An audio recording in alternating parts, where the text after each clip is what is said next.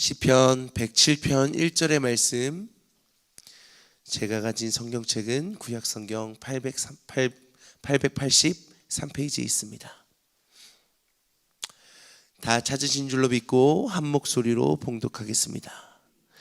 여호와께 감사하라. 그는 선하시며 그 인자하심이 영원함이로다. 아멘. 신앙생활을 하면서 우리가 하나님께 드리는 고백 중에 아마 감사가 가장 많을 겁니다.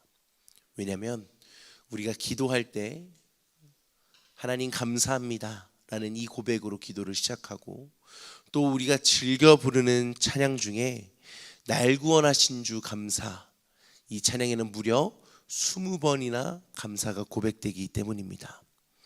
그런데 우리의 입술에서 늘 언제나 감사가 고백되는 것은 아닙니다. 때로는 나를 힘들게 만드는 상황 속에서 여전히 해결되지 못한 문제 앞에서 우리는 신음하기도 하고 애통의 탄식이 터져나오기도 하고 또 하나님을 향한 원망이 터져나오기도 합니다. 충분히 그럴 수 있습니다. 그런데 그런 상황 속에서 우리가 기억해야 하는 것이 있습니다. 그것이 무엇인가?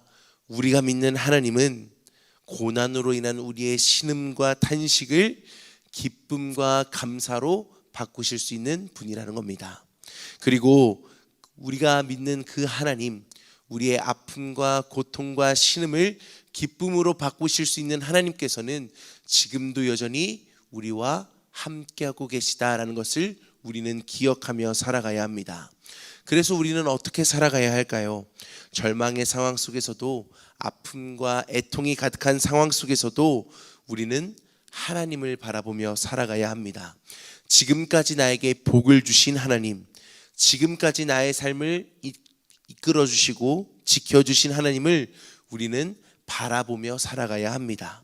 그때 우리는 비로소 하나님을 향한 온전한 감사를 고백할 수 있습니다. 오늘 매일 성경의 본문이 되는 시편 107편은 인생의 세 가지 고난을 담고 있습니다. 특별히 4장에서 9절은 광야에서 길을 잃어버리고 헤매는 자들의 고난에 대해서 설명하고 있고, 10절에서 16절은 흑암과 사망의 그늘에 앉아있는 자들의 고난에 대해서 말하고 있습니다. 그리고 17절에서 22절은 질병으로 힘들어하고 있는 자들의 고난에 대해서 이야기합니다. 그런데 우리가 오늘 본문이 되는 시편 107편을 읽어가다 보면 이상한 점을 하나 발견할 수 있습니다. 바로 고난의 상황 속에서 감사를 고백한다라는 겁니다. 아이러니하고 이상한 일 아닙니까? 고난은 아프고 힘든 것인데 어떻게 이 시편 기자는 고난의 상황 속에서도 감사를 고백할 수 있었을까? 그 신앙의 비결은 무엇일까? 오늘 말씀을 통해 함께 나누기를 소망합니다. 가장 먼저 등장하는 고난은 광야에서 길을 잃고 헤매는 고난입니다. 광야가 무서운 이유는 무엇일까요? 다른 이유가 아닙니다. 어디로 가야 할지 모르기 때문에 광야가 무서운 겁니다. 그래서 우리는 광야에서 두려워합니다. 어디로 가야 할지, 어떻게 그 길을 걸어 나가야 할지 아무것도 모르기 때문에 우리는 광야를 만나면 두려워합니다. 그런데 때로는 우리의 인생이 광야와 같이 느껴지지는 않습니까? 어떻게 살아가야 맞을까? 어느 방향으로 걸어가는 게 맞을까? 고민되고 염려 속에 우리는 매일매일 살아가고 있지 않습니까? 그런데 오늘 시편 기자는 광야가 두렵지 않다라는 겁니다. 광야에서 두려워하거나 근심하거나 걱정할 필요가 없다라고 이야기합니다. 그 이유가 무엇일까요? 우리 인생의 나침판이 되어주시는 분이 있기 때문입니다. 그분이 바로 우리 하나님이십니다. 시편 119편 105장에 이렇게 기록되어 있습니다. 주의 말씀은 내 발의 등이요 내 길에 빛이니이다.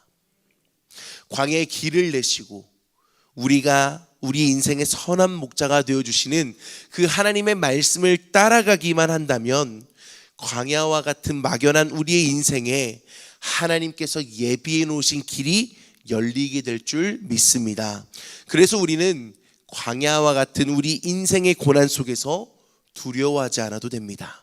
오히려 고난 중에도 즐거워하며 우리의 모든 발걸음과 길을 인도하시는 하나님을 향해 찬송할 수 있는 겁니다. 두 번째로 등장하는 고난은 흑암과 사망의 그늘에 앉아 있는 겁니다. 10절부터 11절의 말씀 우리가 한 목소리로 같이 읽어보겠습니다. 시작. 사람이 흑암과 사망의 그늘에 앉으며 곤고와 쇠사슬에 매임은 하나님의 말씀을 거역하며 지존자의 뜻을 멸시함이라. 여러분, 금묵자흑이라는 말 다 아시죠? 검은 먹을 가까이 하면 물든다라는 겁니다. 우리가 흑암과 사망의 그늘에 앉아 있으면 어떻게 될까요? 자연스럽게 죄와 사망이 우리의 영혼에 물들게 되는 겁니다. 그래서 요한복음은 이렇게 기록합니다. 빛이 어둠에 비추었지만 어둠이 빛을 깨닫지 못했다라고 기록합니다. 즉 죄가 죄인 것을 자각하지 못하고 어둠이 어둠인 것을 인식하지 못해 결국 익숙함에 우리의 영혼이 갉아먹히고 상해버리는 고난이 찾아온다라는 겁니다. 그런데 우리는요, 이 흑암 속에서 사망의 그늘에서 걱정하고 고민할 필요가 없습니다. 왜 그렇습니까? 예수님께서 어둠을 찢고 빛으로 우리에게 찾아오셨기 때문입니다. 흑암 속에서 사망의 그늘 속에서 무지로 인해 고난받는 우리를 살리시기 위해 예수님께서 오셨습니다. 그리고 십자가의 죽음으로 죄와 허물로 이미 죽었던 우리를 다시 살리셨습니다. 그래서 우리는 흑암과 같은 어둠 속에서 사망의 그늘이라는 우리가 해결할 수 없는 고난 앞에서 오히려 우리를 사랑하셔서 자신의 아들을 내어주신 하나님을 찬송할 수 있는 겁니다. 마지막 세 번째로 등장하는 고난은 질병의 고난입니다. 사실 이 질병의 문제야말로 우리의 삶에 직접적인 또 진정한 어려움을 야기하는 문제들입니다. 하나님께서 우리에게 주신 목숨, 이 생명과 밀접하게 연관되어 있기 때문입니다. 그런데 이 질병의 문제는 모든 사람들이 경험하는 보편적인 고통임과 동시에 그 누구도 이 문제에 의해서 자유할 수 없는 문제이기도 합니다.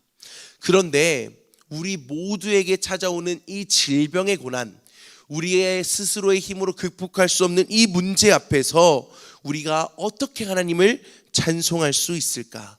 어떻게 우리가 자유를 누릴 수 있을까? 그 답은 우리의 생명의 주인이, 우리에게 생명을 주신 분이 하나님이라는 것을 기억하는 것에 있습니다. 우리가 밤에 잠을 들고 아침에 눈을 뜨는 것, 이것이 당연한 일일까요? 당연하지 않습니다. 하나님께서 오늘이라는 선물을 우리에게 주셨기 때문에, 하나님께서 우리에게 은혜를 베푸셨기 때문에 우리가 오늘 하루를 살아갈 수가 있는 겁니다.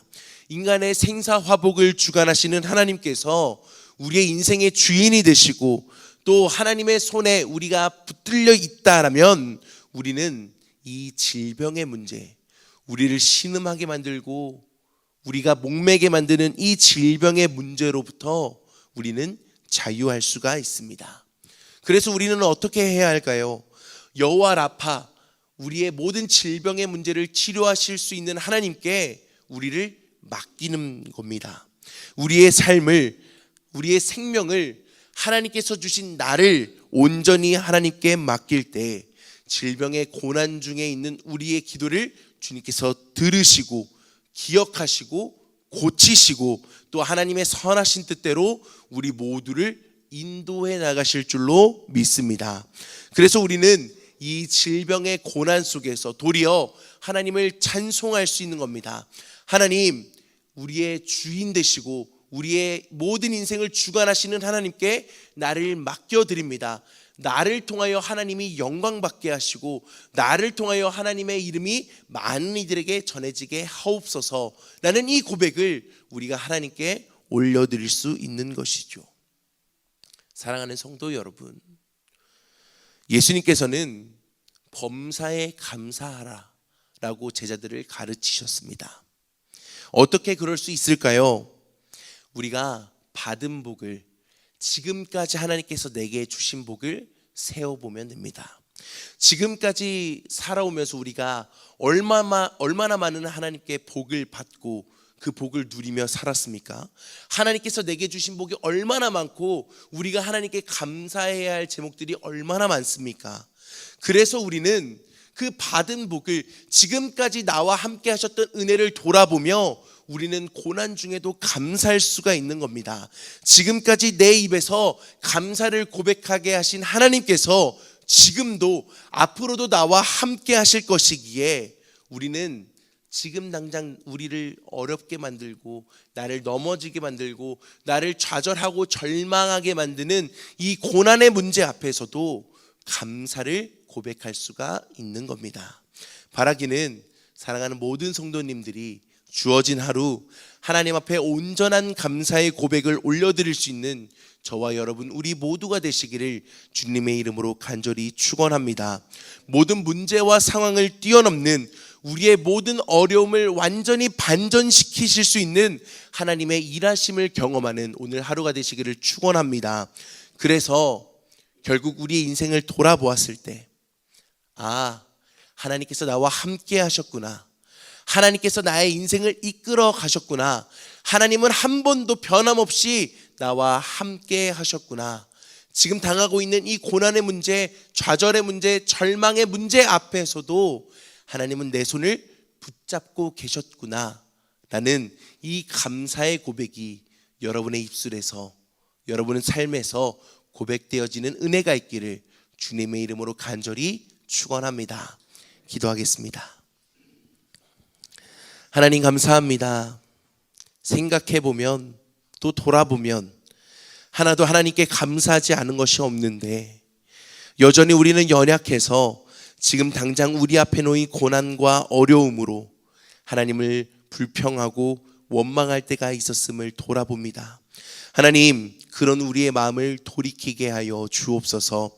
나와 함께하여 주시는 은혜에 감사드리며 또 지금까지 지켜주신 은혜에 감사드리며 오늘 하루도 눈뜨게 해주신 은혜에 감사드리며 앞으로 내 삶을 이끌어 가시고 지켜주실 하나님께 온전히 맡겨드리는 우리 모두가 되게 하여 주옵소서. 선하신 하나님의 손에 우리의 인생을 맡기고 하나님의 인자하심을 매 순간순간 경험하는 아름답고 복된 하나님의 자녀가 되게 하여 주옵소서. 이 시간 기도해야 될, 우리가 기도할 수밖에 없는 제목들이 많습니다. 특별히 길을 몰라 방황하고 있는 자들, 흑암의 고통 중에 있는 자들, 육체의 질병으로 신음하고 있는 자들, 주님 모두를 기억하여 주옵소서. 우리의 간절한 부르짖음에 응답하여 주옵소서.